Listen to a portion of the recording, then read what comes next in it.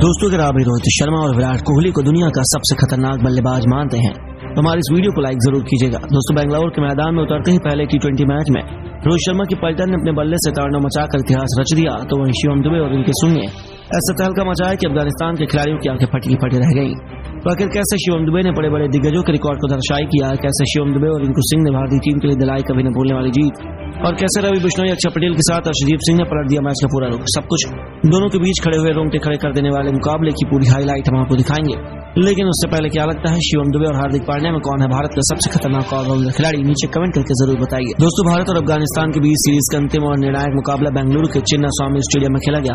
इस मुकाबले में भी कप्तान रोहित शर्मा ने टॉस जीतकर पहले गेंदबाजी करने का फैसला किया और अफगानिस्तान के दो ओपनर बल्लेबाज बेहद आक्रामक अंदाज में नजर आ रहे थे। मैदान में उतरते ही भारतीय गेंदबाजों की धज्जियां उड़ाते हुए तुले हुए थे और इन दोनों की बल्लेबाजी देखकर लग रहा था कि इन्हें बेंगलुरु का मैदान पसंद है, कि उन्होंने टीम के लिए पहला ओवर फेंकने अर्शदीप सिंह को इन दोनों ओपनरों ने मिलकर जमकर कुटाई कर दी और पहले ही ओवर में 12 रन बटोर लिए। रहमान उल्लाह गुरबाज और इब्राहिम जादरान भारतीय गेंदबाजों की धुनाई करने पर तुले हुए थे और इनका बल्ला रुकने का बिल्कुल भी नाम नहीं ले रहा था। अपनी टीम के स्कोर को तेजी से आगे बढ़ा रहे थे और केवल 3 रन के ओवर में दोनों बल्लेबाजों ने 33 रनों तक अपनी टीम के स्कोर को पहुंचा दिया। गुरबाज तो लगातार भारतीय गेंदबाजों पर टूटकर प्रहार कर रहे थे। देखते देखते इन दोनों बल्लेबाजों ने अपनी टीम के स्कोर को पावर प्ले के 6 ओवर में 600 रनों तक पहुंचा दिया बिना किसी नुकसान के। कप्तान रोहित शर्मा बेहद ही निराश और परेशान हो चुके थे। विकेट की तलाश में उन्होंने अपने पूर्व पे गेंदबाज रवि बिश्नोई के हाथों में गेंद थमाई और उन्होंने रोहित शर्मा की उम्मीद पर खड़े उतरते हुए पहले ही गेंद पर गुरबाज को पवेलियन का रास्ता दिखा दिया और भारतीय टीम को पहला विकेट दिल गया। इसके बाद तो भारतीय गेंदबाज अपनी शानदार गेंदबाजी से अफगानिस्तान के बल्लेबाजों को पवेलियन का रास्ता दिखाना शुरू कर दिया। 100 रनों के स्कोर पर अफगानिस्तान के 4 बल्लेबाज पवेलियन जा चुके थे, लेकिन मैदान में करीम जन्नत और मोहम्मद नबी को बल्लेबाजी कर रहे थे। ये दोनों बेहद आक्रामक अंदाज में नजर आ रहे थे। इन दोनों बल्लेबाजों ने मिलकर मैदान में ऐसा तांगा मचाया कि भारतीय गेंदबाजों की धज्जियां उड़ाकर रख दी और अपनी टीम के स्कोर को 150 रनों के पार पहुंचा दिया। लेकिन भारतीय गेंदबाजों को दहलीज तो बदला लेना बड़ी आसानी से आता है। एक तरफ से अर्शदीप सिंह, दूसरी तरफ से अक्षर पटेल और रवि बिश्नोई ने कमाल की गेंदबाजी करते हुए अफगानिस्तान के बल्ले से बचे हुए बल्लेबाजों की कमर तोड़कर रख दी। अफगानिस्तान की पूरी टीम 188 रनों पर आउट हो गई और भारतीय टीम का यह लक्ष्य हासिल करना बेहद चुटकी भरा काम था। गेंदबाजों ने अपना काम करके दिखाया और अब बारी थी बल्लेबाजों की। ओपनिंग करने के लिए मैदान पर रोहित शर्मा के साथ यशस्वी जायसवाल उतरे। वहीं टीम के लिए पहला ओवर फेंकने के लिए फैसला फारूकी और उन्होंने खतरनाक गेंदबाजी का नजारा दिखाना शुरू किया।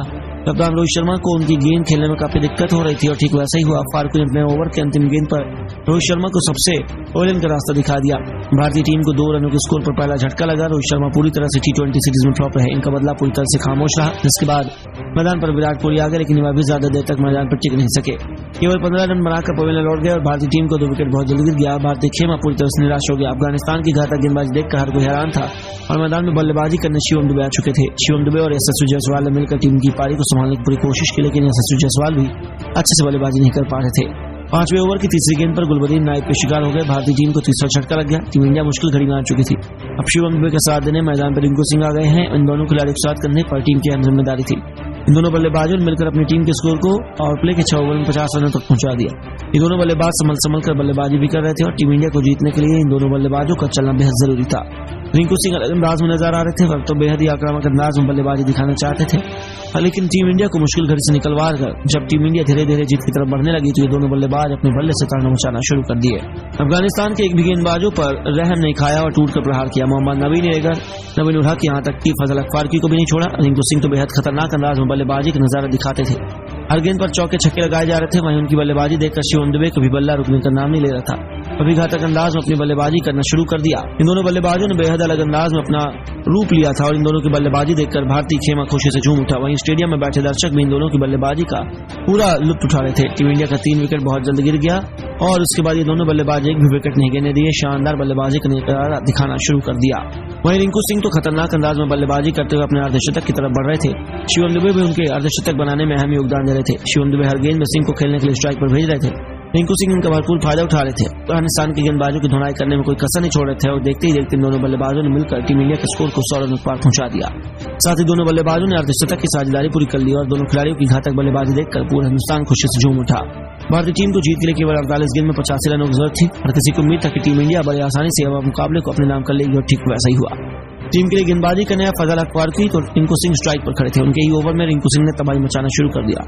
रिंकू सिंह ने फारूकी की पहली गेंद पर अंपायर के ठीक ऊपर से शानदार छक्का जड़ दिया और उसके बाद उनका बल्ला रुकने का नाम लिया।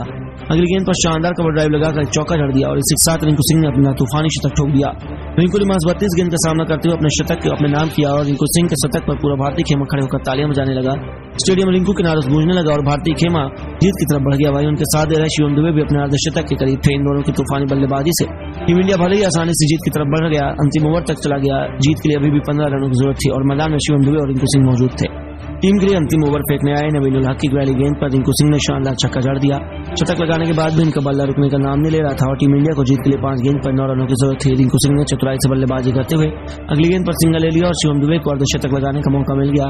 सुनहरे मौके को शिवम दुबे भी गंवाना नहीं चाहते थे। नवीन उल हक की अगली गेंद पर उन्होंने भी शानदार छक्का लगाकर अपना अर्धशतक पूरा कर लिया। अब टीम इंडिया को जीत के लिए 3 गेंदों पर 2 रनों की जरूरत थी। अगली ही गेंद पर नवीन ने तिलक वर्मा से शानदार कवर ड्राइव लगाकर टीम इंडिया की जीत दिला दी। टीम इंडिया इस मुकाबले को बड़ी आसानी से अपने नाम कर अफगानिस्तान को पहले ही T20 मैच में हराकर अपनी टीम इंडिया सीरीज 3 स्विंग से अपने नाम कर लेगी और हर किसी को हैरान कर देगी। लेकिन दोस्तों, रिंकू सिंह की तो यह तूफानी पारी प्रैक्टिस मैच की कहानी थी। हर कोई यही उम्मीद कर रहा है कि होने वाले अंतिम T20 मैच में ऐसे ही रिंकू सिंह बल्लेबाजी का नजारा दिखाएं। तो दोस्तों, आपको क्या लगता है, रिंकू सिंह और शिवम दुबे में कौन है सबसे खतरनाक खिलाड़ी? नीचे कमेंट करके जरूर बताइए और ऐसी नई खबरों के लिए हमारे चैनल को सब्सक्राइब जरूर करें। धन्यवाद।